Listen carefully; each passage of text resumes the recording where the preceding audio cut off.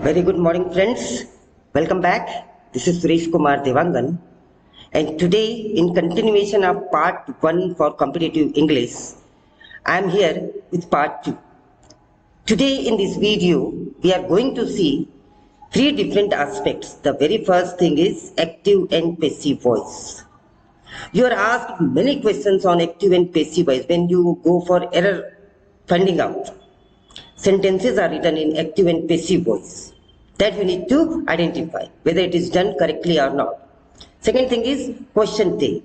I have seen question paper and you get questions on question take. And the third one is conditional sentences. These are the three things I have found that is generally asked in the examination. So what we are going to do, these three are different topics. We cannot cover it in one video. So today we are going to see active and passive voice. You will master the topic if you pay attention to that, I promise you. Then question take, in the video in the description box I'll give you a link. A separate video is there where you can understand whole question take completely, and one Google form is also given there for practice. In that particular video, you will get the link for Google form. Same is the case with conditional sentences. Separate video is there for conditional sentences. You can go through it. I have given the link in the description box. And then again, one Google form is there if you want to practice, and you can get your score then and there. So friends, let us begin today with the active and passive voice. And here we go. Rules to change voice. Friends, next 10 minutes and you will be perfect to convert active sentences to passive sentences. In the previous video, I had told you you should be able to identify the tenses. Once you identify, passive voice is not a big deal then. Let me begin. शुरू करते हैं. पहली बात आप बहुत अच्छे से जानते हैं, टोटल 12 टेंसेस होते हैं. There are 12 tenses. Out of 12, only 8 are converted into passive voice. 4 कौन कौन से नहीं है जो passive voice में कन्वर्ट नहीं होते हैं, अभी हम इसकी चर्चा करेंगे. पहले ये देख ले कौन से 8 हैं जो कन्वर्ट होते हैं. तीनों सिंपल मतलब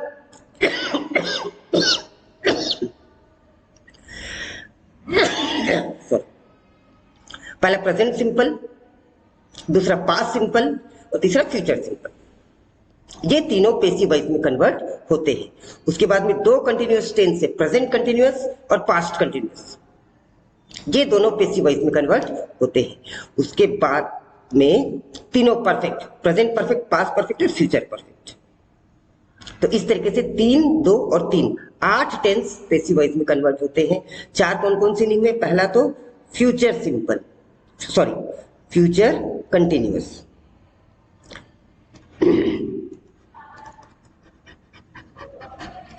Future continuous tense is not converted into passive voice.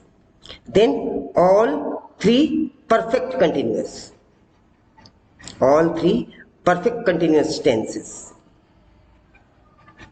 they are not converted into passive voice. I hope the idea is very clear to you. Now let us see. When we convert passive voice, these are the rules for all 8 tenses. ये आपको ध्यान में रखना है. कैसे? I will turn into me. The subject will become object and the object will become subject. If it is me, it will turn into I. If it is I, it will be turned into me. We will turn into us. You will turn into you. And they will turn into them. He will turn to him. She will turn to her.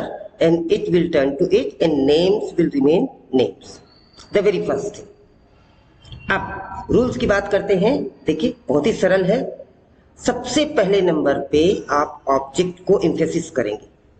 Sentence जो दिया हुआ है उसके object को पहले लगाएंगे. दूसरे number पे आप हेल्पिंग वर्ब यूज करेंगे. केवल ये हेल्पिंग वर्ब चेंज होगा as per the tenses. Helping verb change होगा. तीसरे नंबर पे हमेशा और हमेशा चाहे कोई सा भी टेंस हो, आप वर्ब का थर्ड फॉर्म यूज करेंगे. Always you will use verb का third form. Then you will use the agent by. और उसके बाद में आएगा आपका सब्जेक्ट। तो सब्जेक्ट कैसे आएगा? अगर सब्जेक्ट आई है तो क्या बन जाएगा? मी बन जाएगा। अगर सब्जेक्ट बी है तो वो क्या बन जाएगा? अस बन जाएगा। I hope the idea is very clear to you. अब इतना आ गया, मतलब ये सारे टेंसेस के रूल है, सारे टेंसेस के यही रूल होंगे। अब देखिए इधर क्या लिखा हुआ है यहाँ पे? सिंपल। अभी हम एग्जाम्पल लेते हैं। कितने एग्जाम्पल लेते हैं देखिए जरा। सिंपल लिखा हुआ है। अब आप ये पढ़ के बताइए मुझे, वी टेक फोटोग्राफ्स। कौन सा सिंपल है बताइए मुझे जरा। Yes you can tell me. कौन सा सिंपल है? क्योंकि वर्ब का फर्स्ट फॉर्म है इसलिए ये प्रेजेंट सिंपल है। The girls will write poems, ये विल लगा है इसलिए ये फ्यूचर सिंपल है। राम किल्ड रावण, ये पास्ट सिंपल है। देखिए कितनी आसानी से ये पेसिव वॉइस में चेंज होता है। ये तीनों सिंपल हैं। तो एक बात याद रखिएगा, जब सिंपल टेंस को, चाहे वो प्रेजेंट सिंपल हो, पास्ट सिंपल हो या फ्यूचर सिंपल हो, पेसिव वॉइस में जब आप कन्वर्ट करेंगे तो आप उनके रेस्पेक्टिव कंटिन्यूअस की हेल्पिंग वर्ब यूज करेंगे। कंटिन्यूअस की हेल्पिंग वर्ब यूज करेंगे। तो बताइए पहला सेंटेंस चाहिए, we take photographs, present simple है। इसको पेसिव वॉइस बनाने के लिए इसके कंटिन्यूअस का हेल्पिंग वर्ब यूज करेंगे। तो कंटिन्यूअस का हेल्पिंग वर्ब क्या होगा? प्रेजेंट कंटिन्यूअस का हेल्पिंग वर्ब क्या होता है? Is, am, are. दोस्तों इसीलिए मैंने टेंस पहले पढ़ाया था कि जब तक आपको टेंस नहीं मालूम होगा आप पेसिव वॉइस में कन्वर्ट नहीं कर पाएंगे। तो वी टेक फोटोग्राफ, अभी नियम बताया मैंने। पहले नंबर पे आप ऑब्जेक्ट लेंगे, तो पहले नंबर पे ऑब्जेक्ट क्या हो जाएगा? फोटोग्राफ्स। अब फोटोग्राफ्स के बाद दूसरे नंबर पे हेल्पिंग वर्ब, तो फोटोग्राफ्स के साथ आप क्या लगाएंगे? इज की, एम की, आर। प्लूरल इसलिए आर लगाएंगे। तो फोटोग्राफ्स आर वर्ब का थर्ड फॉर्म। वर्ब क्या है आपका? टेक। इसका थर्ड फॉर्म क्या हो जाएगा? टेक, टुक, टेकन। तो फोटोग्राफ्स आर टेकन, चौथे नंबर पे एजेंट बाय, और पांचवें नंबर पे वी का अस। तो क्या हो गया? आप बताइए आंसर इसका।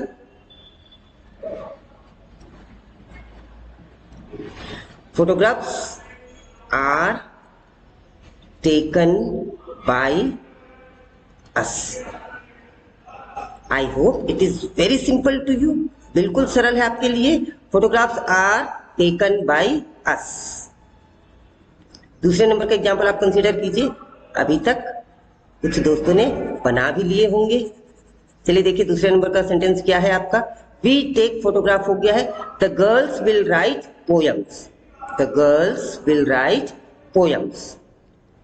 फ्यूचर सिंपल है तो फ्यूचर कंटिन्यूअस की हेल्पिंग वर्ब यूज करेंगे आप। तो क्या हो जाएगा बताइए, कहां से शुरू करेंगे आप सेंटेंस को? पोएम्स विल है फ्यूचर सिंपल, तो आप फ्यूचर कंटिन्यूअस की हेल्पिंग वर्ब यूज करेंगे। फ्यूचर कंटिन्यूअस की हेल्पिंग वर्ब है will be. Poems will be तीसरे नंबर पे राइट, रोट, रिटन वर्ब का third form. Poems will be written चौथे नंबर पे एजेंट बाय, उसके बाद में the girls. Poems will be written by the girls. Ram killed Ravana. Past simple है तो past continuous की हेल्पिंग वर्ब यूज करेंगे। past continuous की हेल्पिंग वर्ब क्या होती है? was या फिर were। तो कहां से स्टार्ट करेंगे सेंटेंस को आप? ऑब्जेक्ट से। ऑब्जेक्ट क्या है आपका? रावण। रावण के साथ क्या लगाएंगे आप? was। किल्ड का थर्ड फॉर्म किल्ड, चौथे नंबर पे एजेंट बाय, उसके बाद में पांचवें नंबर पे सब्जेक्ट, नाम है तो नाम। तो Ravan was killed by Ram. Friends I hope the idea is very clear and you must have got the thing. आगे एग्जाम्पल दिए हुए हैं, आप वीडियो को पॉज कीजिए और सबके आंसर बनाइए। और मुझे बहुत ज्यादा खुशी होगी अगर आंसर आप कमेंट बॉक्स पे लिखते हैं। देखिए the dog hates the cat, present simple है। हेट्स एस लगा हुआ है, वर्ब का फर्स्ट फॉर्म है, तो इसे मार लगाएंगे आप। क्या हो जाएगा? The cat is hated by the dog. The teacher will close the window. Will close future simple है तो फ्यूचर कंटिन्यूअस का हेल्पिंग वर्ब यूज कीजिए विल बी। क्या हो जाएगा? The window will be closed by the teacher. People speak English all over the world. Object क्या है इसमें? स्पीक। वर्ब, वर्ब है स्पीक, मतलब प्रेजेंट सिंपल है।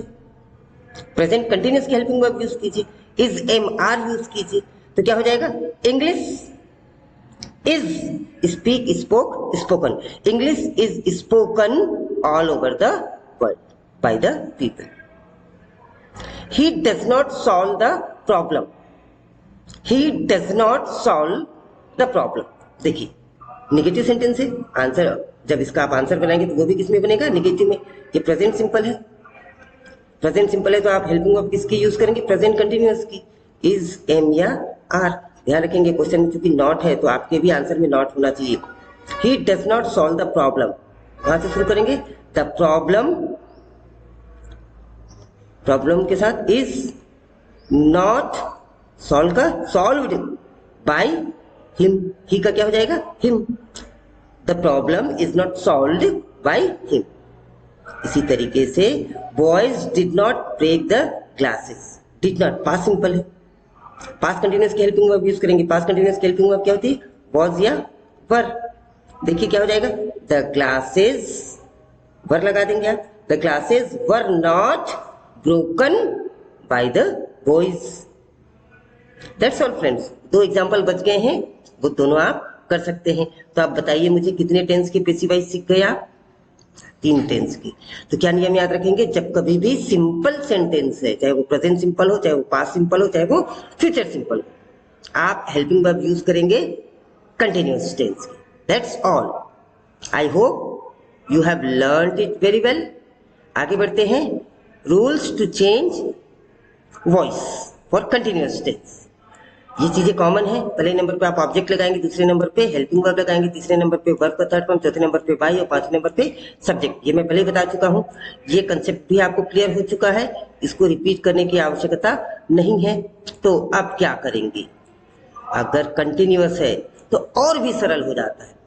प्रेजेंट कंटिन्यूअस है, पास्ट कंटिन्यूअस है, केवल 2 ही कंटिन्यूअस होते हैं, तो आप कंटिन्यूअस का ही हेल्पिंग वर्ब यूज कीजिए। अगर प्रेजेंट कंटिन्यूअस है तो प्रेजेंट कंटिन्यूअस में रहने दीजिए, इज़मार है तो इज़मार ही रहने दीजिए, वॉज वर है तो वॉज वर ही रहने दीजिए।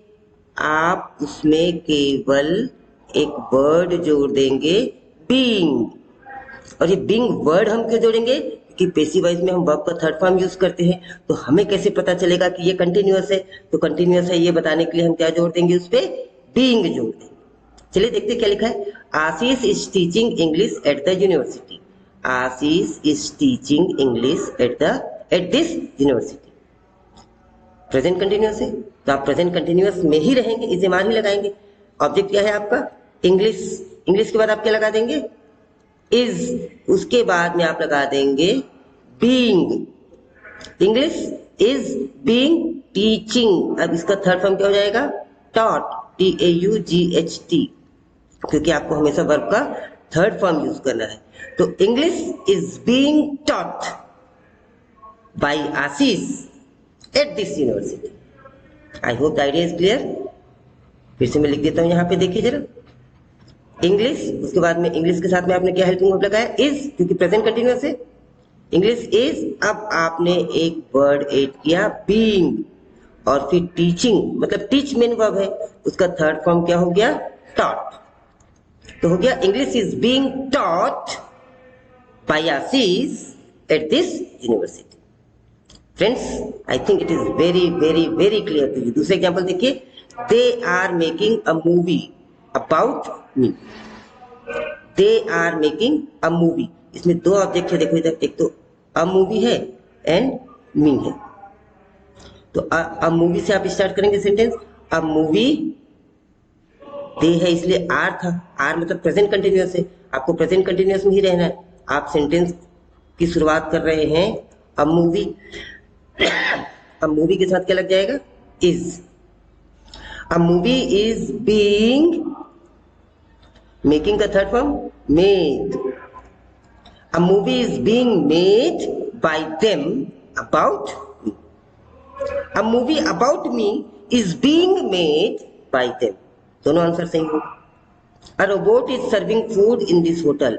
अ रोबोट इज सर्विंग फूड, तो कहां से शुरू करेंगे आप सेंटेंस की, फूड, फूड के साथ क्या लगाएंगे, इज, इसके बाद क्या लगाएंगे, being. Food is being served, verb का third form, by a robot in this hotel. I hope the idea is clear. बाकी के 3 एग्जाम्पल आप खुद कर सकते हैं। ये तो हो गए प्रेजेंट कंटिन्यूअस के। ये देखिए सारे एग्जाम्पल हैं पास्ट कंटिन्यूअस के।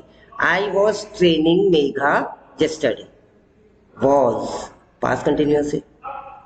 सेंटेंस की शुरुआत कहाँ से करेंगे आप? ऑब्जेक्ट से, मेघा से। मेघा के साथ भी आप क्या लगाएंगे? Was. Megha was being, training का ट्रेन का third form trained. Megha was being trained by me yesterday.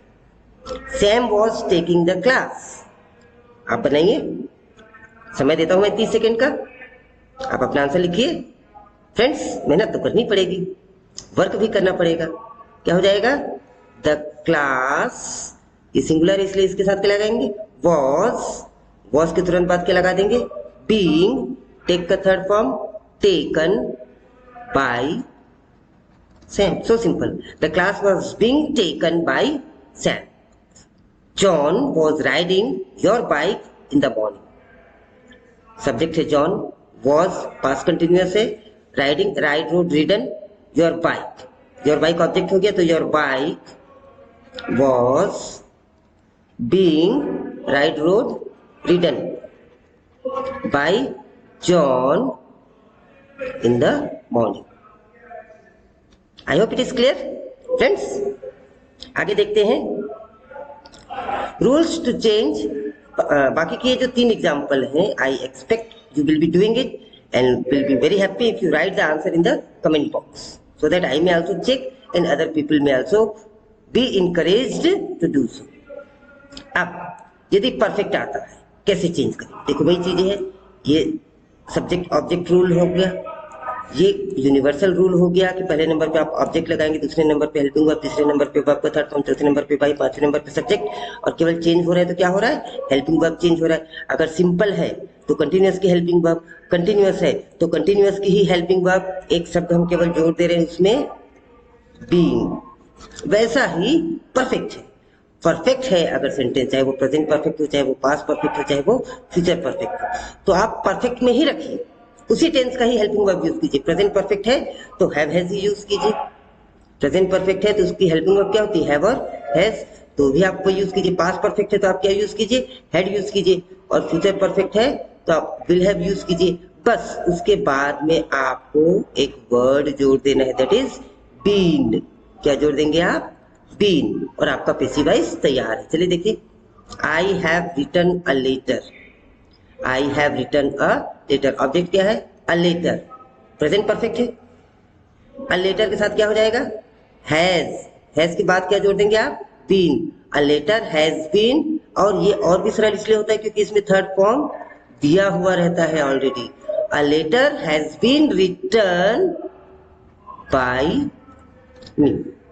I have written a letter. A letter has been written by me. He had cooked food. He had cooked food. Food, ये देखो had है, past perfect है, तो आप past perfect का ही रखेंगे had, उसके बाद क्या लगा देंगे? been. Food had been cooked by, ही का क्या हो जाएगा? him. They will have played football. Will have, future perfect, तो कहां से शुरू करेंगे सेंटेंस की? फुटबॉल विल हैव, उसके बाद क्या लगा देंगे? Been played by them. Friends, मेरे ख्याल से क्लियर है। She has made the cake. Cake has been, मैंने हैज बीन क्यों लिया? क्योंकि ये प्रेजेंट परफेक्ट है। Cake has been made by her. अब ये जितने एग्जाम्पल हैं, I hope you will be in a position to do it. इतना तो आप सीख गए होंगे। दोस्तों, अगर आप कहें तो आगे बढ़े। चलिए देखिए, अब कुछ दूसरी बात करते हैं। अगर मॉडल्स आ जाते हैं, मॉडल्स क्या होते हैं? Can, could, will, would, shall, should, might, may, must.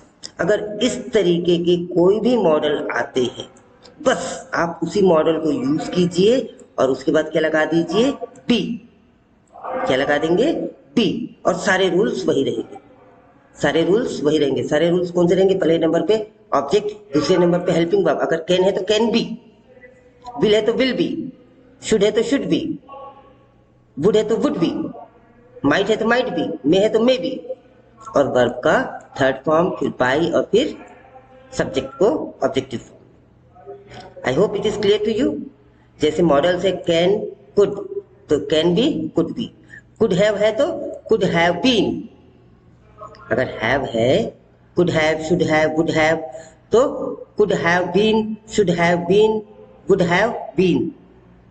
और केवल कैन कुड है तो can be could B should be might be may be must be shall be would be will be could B can be.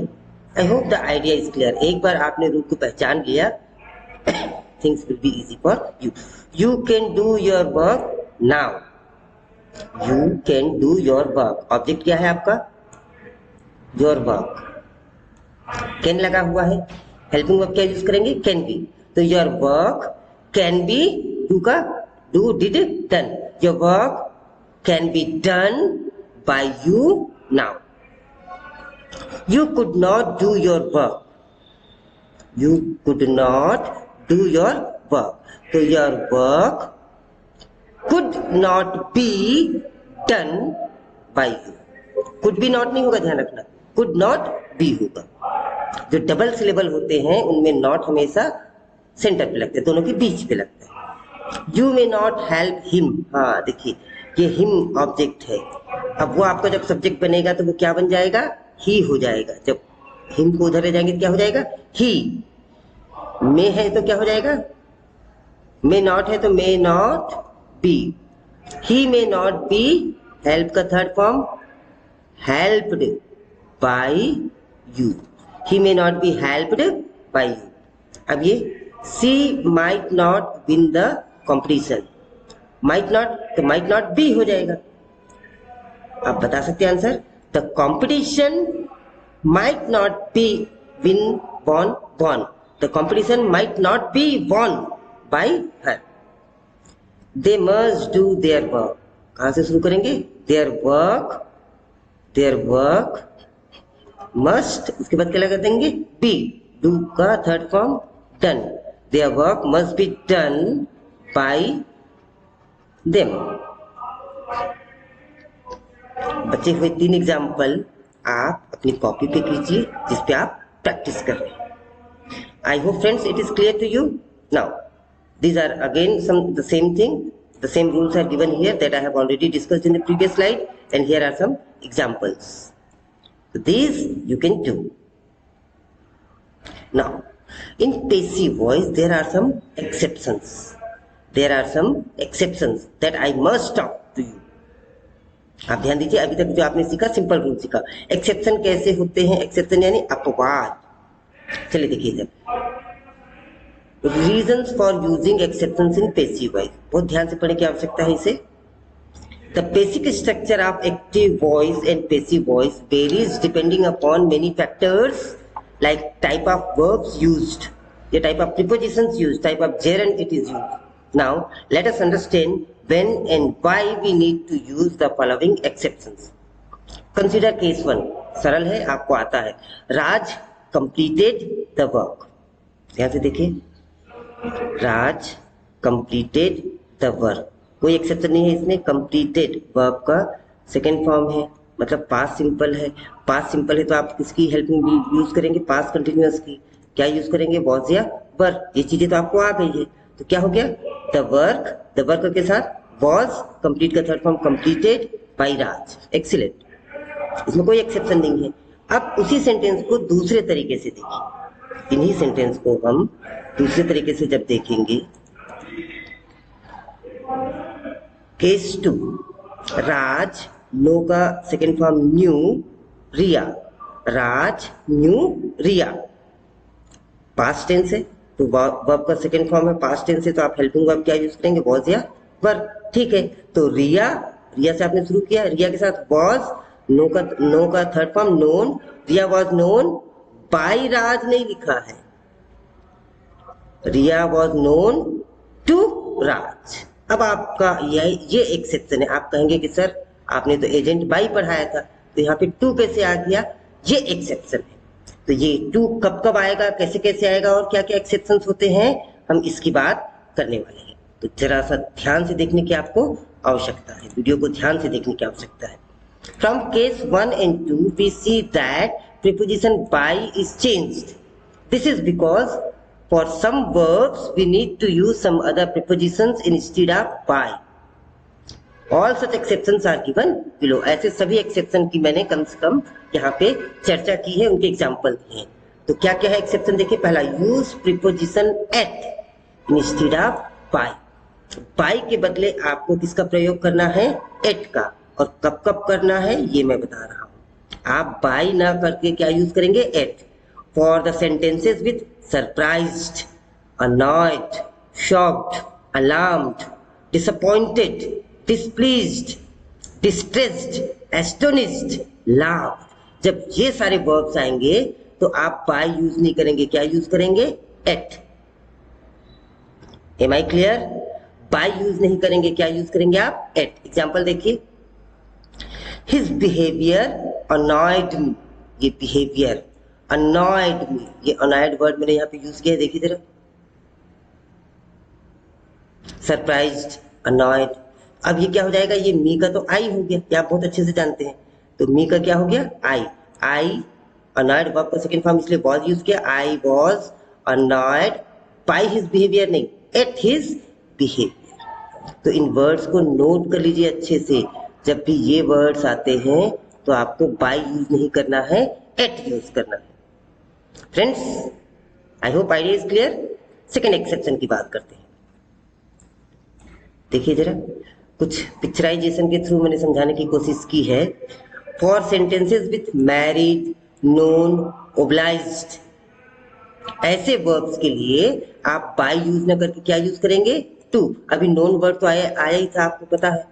अब एक example married का ले लेते हैं और एक एग्जांपल ओब्लाइज्ड का ले लेते हैं. देखिए, सुंदर से दो कपल दिख रहे हैं आपको. एक करण है, एक बिपाशा है. करण मैरिड बिपाशा. मैरिड वर्ड है तो बाय नहीं होगा, क्या हो जाएगा? टू हो जाएगा. अब ये भी मैंने बताया था आपको. तो क्या हो जाएगा? बिपाशा मैरिड वर्ब का सेकंड फॉर्म है, पास्ट टेंस है इसलिए वॉज लगा दिया हमने. Bipasha was married to Karan. Hope it is clear. अब प्रीपोजिशन विथ यूज करेंगे बाय के बजाय. बाय के बजाय आप क्या यूज करेंगे? विथ. तो विथ कब कब यूज करेंगे? Pleased, disgusted, impressed, charmed, attracted, ऐसे वर्ब्स के साथ में हम विथ यूज करेंगे. देखिए इधर, ये लड़की है, एक परफॉर्मेंस दे रही है. हर परफॉर्मेंस इम्प्रेस्ड अस. इम्प्रेस्ड वर्ड है. अस का क्या हो गया? वी. इम्प्रेस्ड वर्ब का सेकंड फॉर्म इसलिए वॉज एवर लगाएंगे. तो क्या हो जाएगा? देखिए इधर जरा. वी के साथ were. We were impressed by, नहीं, with her performance. We were impressed with her performance. Friends, quick revision. यहाँ पे बाय न लगा के आपको क्या लगाना है? एट. उसकी वर्ब की लिस्ट मैंने दी है. बाय न लगा के आपको क्या लगाना है? विथ. अभी हमने बात की. बाय न लगा के आपको क्या लगाना है? टू. इन वर्ब्स की हमने बात की, तो इन वर्ब्स को आप अच्छे से लर्न कर लीजिए. आगे बढ़ते हैं. इसी केस में चौथा केस है use preposition in instead of by. आपको इन प्रीपोजिशन यूज करने का जब इंटरेस्टेड, कंसिस्टेड, अब्सॉर्ब, कंटेन्ड ऐसे वर्ब्स आते हैं. देखिए, एक टीचर हैं, पढ़ा रही हैं बच्चों को. तो this topic might interest students. मैं कह सकता हूँ active wise, passive wise. This topic might interest all the aspirants. Answer हो जाएगा स्टूडेंट्स माइट बी. माइट है तो might be interested by this topic, नहीं, in this topic. I hope the idea is clear to you. पांचवा exception देखते हैं. Use when. आपको when का इस्तेमाल करना है for the sentences with smell, taste, feel et cetera. Honey tastes sweet. तो honey is sweet when tasted. Honey is sweet when tasted. I hope idea is clear, friends. So these 5 exceptions I have talked to you. आप कहें तो एक बार मैं इसकी list बना देता हूँ. आपको सबसे पहले मैंने बताया टू यूज करना है. आपको मैंने बताया विथ यूज करना है. आपको मैंने बताया इन यूज करना है, एट यूज करना है, और अभी लास्ट में बताया when. तो by can be replaced with all these 5 prepositions in different occasions. इन चीजों का आप ध्यान रखेंगे. चलिए दोस्तों, this is time now to practice what so far we have done. अभी तक हमने जो किया उसे आप प्रैक्टिस में लाने की आवश्यकता है. कुछ एग्जाम्पल लिए हैं मैंने यहाँ पे. एरर आइडेंटिफाइंग, एरर को हम आइडेंटिफाई कर रहे हैं. आइडेंटिफाइंग की स्पेलिंग गलत है, आइडेंटी. खैर, you can understand it's a typo error. चलिए देखते हैं, सेंटेंस को ध्यान से पढ़ेंगे. In the following question one part of the sentence में have an error. Find out which part of the sentence has an error and click the button corresponding to it. 1, 2 or 3, 4. It had been a delightful discovery on their wedding night that she has been frightened and unsure. सीधा सीधा आप देखेंगे यहाँ पे ये had been है, past को denote कर रहा है, और ये क्या है, she has been है, ये प्रेजेंट को डिनोट कर रहा है. जबकि इसका पैसिव वॉइस बनेगा और यहाँ पे क्या आ जाएगा, वॉज आ जाएगा. सी वॉज फ्राइटन्ड एंड अनश्योर. तो कौन से पार्ट में गलती है आपको पता है, सी हैज बीन फ्राइटन्ड. तो ये तीसरे पार्ट में आपकी गलती लाई करती है. तो ये आंसर हो जाएगा इसका, she was frightened. She was frightened. तो आप देख लीजिए इधर क्या हुआ, ये पैसिव वॉइस हुआ. तो पहला ही एरर आइडेंटिफाइंग का जो क्वेश्चन है वो पैसिव वॉइस का है. चलिए आंसर का एक्सप्लेनेशन देख लीजिए आप.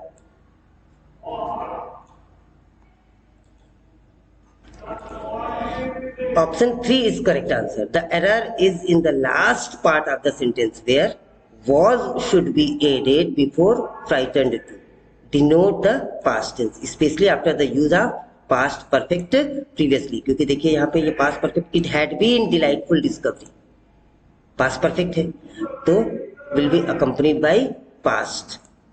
तो वहां पे has been नहीं आएगा, was आएगा. If main clause is given in the past perfect tense, then subordinate clause should be in simple past tense. The correct sentence is, it had been a delightful discovery on their wedding night that she was frightened and unsure. सी के साथ देखिए was लगा है, मतलब passive voice है, और frightened verb का third form. Hence option 3 is correct answer. चलिए दूसरा एक एग्जाम्पल लेते हैं. I need to get to the house in Lansdowne Road by 10 o'clock. चलिए आपके लिए समय है, आप मुझे बताइए इसका करेक्ट आंसर क्या होगा. I need to get to the house in Lansdowne Road. यहाँ पे in Lansdowne Road, in word गलत है, in प्रीपोजिशन गलत है, बल्कि क्या होना चाहिए उसे, on. तो option number 1 lies, option number 1 has the error. चलिए आंसर को देखिए जरा. The error is in part 1. I need to get to the house in. Key point देखिए आंसर का, मैंने की पॉइंट भी दे रखा है ताकि आप उसे पढ़ सके, समझ सके. In this part the preposition in should be replaced with on. अब ऑन कब यूज करते हैं, कैसे यूज करते हैं, कहाँ यूज करते हैं, ये भी मैं आपको बताना चाहूंगा. The preposition on is used to designate names of street, avenues etcetera. Her house is on Bistan road. Her house is on Mahatma Gandhi Road. The market is on Mahatma Gandhi Road. The correct sentence is, I need to get to the house on Lansdowne Road by 10 o'clock. Important point. अब आप मुझसे पूछ सकते हैं कि sir इन कहाँ लगता है. We use in for the names of land, areas, town, countries, state, countries and continents. She lives in Dehradun. City का नाम, कंट्री का नाम, टाउन का नाम तब हम यूज करते हैं in. Otherwise, name of the street and avenues we use on. ये छोटी छोटी चीजें हैं जो आपको एरर आइडेंटिफाई करने में मदद करेंगे. केवल हम 5 क्वेश्चन लेके आया हूं मैं आज. तीसरे क्वेश्चन की ओर बढ़ते हैं. It is essential that you study well but we might have to fail. देखिए यहाँ पे बट अननेसेसरीली यूज हो रहा है. बट होना चाहिए या और होना चाहिए. ध्यान से. It is essential that you study well, तुम अच्छा पढ़ो, और we might have to fail you, नहीं तो हमें तुम्हें फेल करना होगा. देख लीजिए क्वेश्चन को अच्छे से. It is essential that you study well but we might have to fail you. भाई स्टडी वेल होगा तो फिर बट क्यों लगेगा. तो देखिए आंसर, आंसर को अच्छी तरीके से बनाया गया है ताकि आप चीजों को बहुत अच्छे से समझ सके। The correct answer is you study well but that is error lies in the part of the sentence. Key point क्या है इसका? In the given question there is negative cause effect relationship between the two action studying well and failing. If someone does not study well, he or she will fail. When we are given a context where such a relationship exists between the action, the most appropriate conjunction to be used is or. क्या use करेंगे हम? और use करेंगे। But का और yet का explanation यहाँ पे मैंने दिया है, जिसे आप वीडियो को पॉज करके पढ़ सकते हैं। Friends, hope the idea is clear. And second last exercise for the day. David and me are like brothers but from different mother. मैंने पहले भी समझाया था, me कभी भी सब्जेक्ट नहीं हो सकता, ऐसी छोटी छोटी चीजें है। David and me are like brothers, me नहीं होगा, सब्जेक्ट क्या होगा? हमेशा I होगा। तो your David and me, यहाँ पे जो मिस्टेक लाइज, ये व्हाट्सएप की लैंग्वेज है, इंग्लिश लैंग्वेज नहीं है। चलिए देखिए answer. The correct option is 1. The error is in the first part of the sentence. Me is used as an object, subject to the personal pronoun and hence instead of me, I, which is used as subject form, should be used. If you are having trouble deciding which one to use in a particular sentence, here is hint. Take out the other person and it should be clearer. You are not likely to be tempted to say, me joined the chess club. ये बिल्कुल गलत होगा। क्या होना चाहिए? या आप ऐसे नहीं कह सकते जिल टुक आई टू द शॉप। भाई यहाँ पे आप आई को ऑब्जेक्ट के रूप में यूज कर रहे हैं, तो ये क्या हो जाएगा? जिल टुक मी टू द शॉप। और यहाँ पे आप इसे सब्जेक्ट यूज करें तो मी नहीं होगा, यहाँ पे क्या होगा? आई होगा। I joined the chess club. The sentence, the correct sentence is David and I are like brothers but from different mothers. Last question की ओर बढ़ते हैं। I hope you are getting something. She has not completed her course. और question दिया हुआ है isn't it. ये question tag है, ये गलत होगा। क्वेश्चन टैग बनाने का सबसे सरल नियम है, जो हेल्पिंग वर्ब है आप उसे पिक करेंगे। हेल्पिंग वर्ब क्या है आपका? हैज। अगर सेंटेंस नेगेटिव में है तो आंसर पॉजिटिव में होगा, और आंसर पॉजिटिव में है तो सेंटेंस नेगेटिव में होगा। तो हैज और फिर केवल सब्जेक्ट को लिख देंगे हैज सी, इसका आंसर हो जाएगा सीधा सीधा हैज शी और फिर क्वेश्चन मार्क। अगर ये क्वेश्चन में ऐसा रहता सी हैज कंप्लीटेड हर कोर्स, तो ये क्या हो जाता? क्योंकि क्वेश्चन पॉजिटिव में है तो आंसर किस में होगा? नेगेटिव में, और नेगेटिव हमेशा कॉन्ट्रैक्शन फॉर्म में, hasn't she, and then we will put the question mark, and then we will put the question mark. I hope friends the idea is very clear to you. ये जो question tag है मैं description box में इसका answer आपको दे दूंगा। Link दिया है, उस लिंक में आप क्लिक कर सकते हैं और आप इसे सीख सकते हैं। क्वेश्चन टैग और कंडीशनल सेंटेंस दोनों चीजें आप इसमें पढ़ सकते हैं। तो friends, here we are going to finish with the video. What was the learning target today? Active voice and passive voice that we have done. Conditional sentences मैंने कहा आपको I will be giving you the link in the description box. There is a separate video on it exclusively on conditional sentences that you can learn. Passive voice की exercises आप कर सकते हैं, mixed sentences की exercise कर सकते हैं। Tense पे एक्सक्लूसिवली मैराथन वीडियो है 1 घंटे का। यदि आप अपनी मास्टरी करना चाहते हैं you can go into that video as well. Next video जो मैं लेके आने वाला हूँ 1 वर्ड सब्स्टिट्यूशन। हालांकि इसकी तो कोई लिमिट नहीं है, फिर भी मेरा प्रयास रहेगा कुछ सेलेक्टेड 1 वर्ड आपको दिया जाए। So friends, keep watching, keep learning and thank you very much to be patient and watch me in this video. See you in the next video. I'll come with the idioms, phrases and 1 word substitution. Thank you. Have a nice day. See you in the next video.